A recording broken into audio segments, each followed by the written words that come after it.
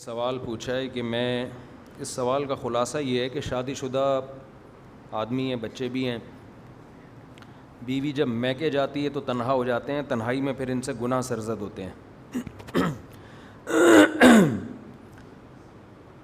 اور گناہ بھی بے حیائی والے۔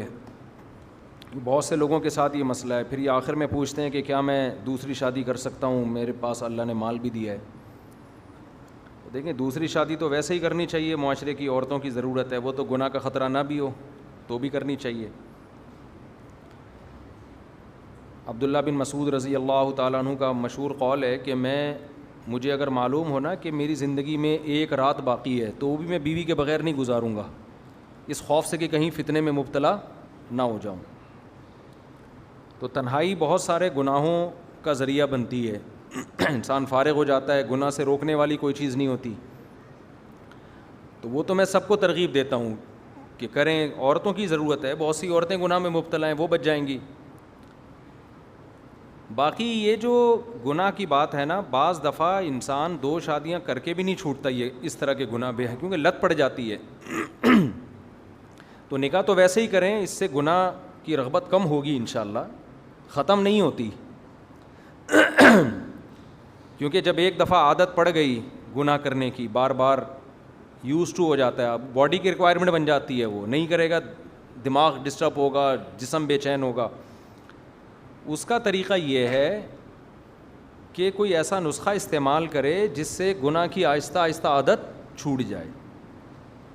تو اپنے لیے کوئی سزا متعین کریں۔ سب سے پہلی بات یہ کہ آپ کو پتہ ہے کہ تنہائی میں یہ کام ہوتا ہے، تو تنہا نہ چھوڑیں خود کو۔ گھر والے گھر پہ نہیں ہیں، دوستوں کی محفل میں بیٹھ جائیں، کوئی نیک لوگوں سے دوستی رکھ لیں، ان کے ساتھ کہیں باہر گھومنے پھرنے چلے جائیں، شب جمعہ چلے جائیں بیان سننے کے لیے۔ رات پھر اکیلے گھر پہ نہ گزاریں، کسی ریلیٹو کو بلا لیں۔ دوسری بات یہ کہ عام طور پر یہ جو بے حیائی والے گناہ یہ رات کے وقت ہوتے ہیں، انسان سے جلدی سونے کا معمول بنا لے آدمی۔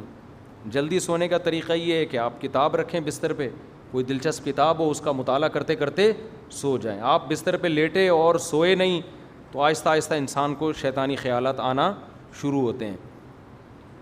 تیسرا کام، اپنے لیے کوئی سزا رکھیں، جب بھی گناہ ہو کوئی جرمانہ رکھیں اپنے اوپر، یا روزے رکھ لیں، یا نوافل اپنے اوپر رکھ لیں کہ میں اتنے نوافل لازمی پڑھوں گا۔ تو اس سے ایک دم نہیں چھوٹتے یہ گناہ، آہستہ آہستہ کم ہونا شروع ہو جائیں گے، کم ہوتے ہوتے چھوٹ جائیں گے۔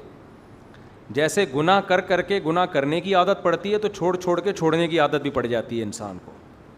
ریورس ہو جائیں گے تو چھوڑنے کی عادت ہو جائے گی، کر کر کے کرنے کی عادت پڑی نا تو چھوڑ چھوڑ کے چھوٹنے کی عادت پڑے گی۔ اور تبلیغ میں بھی بہترین ایک ذریعہ ہے، 4 مہینے کے لیے نکل جائیں، وہاں انسان کو گناہ کا موقع نہیں ملتا، گناہ کی طرف توجہ نہیں جاتی، بہت عرصہ جب دور رہیں گے تو بھی کمی آئے گی انشاءاللہ۔ اور ویسے تو اصولی طور پر ان تمام چیزوں میں کسی سے بزرگ سے باقاعدہ اصلاحی تعلق ضروری ہے، کسی اللہ والے سے بیعت ہو جائیں، ان کو بتائیں اپنے حالات، وہ آپ کو گائیڈ بھی کریں گے، دینداروں کی محفل میں بھی بٹھائیں گے، آہستہ آہستہ انشاءاللہ یہ چیز ختم ہو جائے گی۔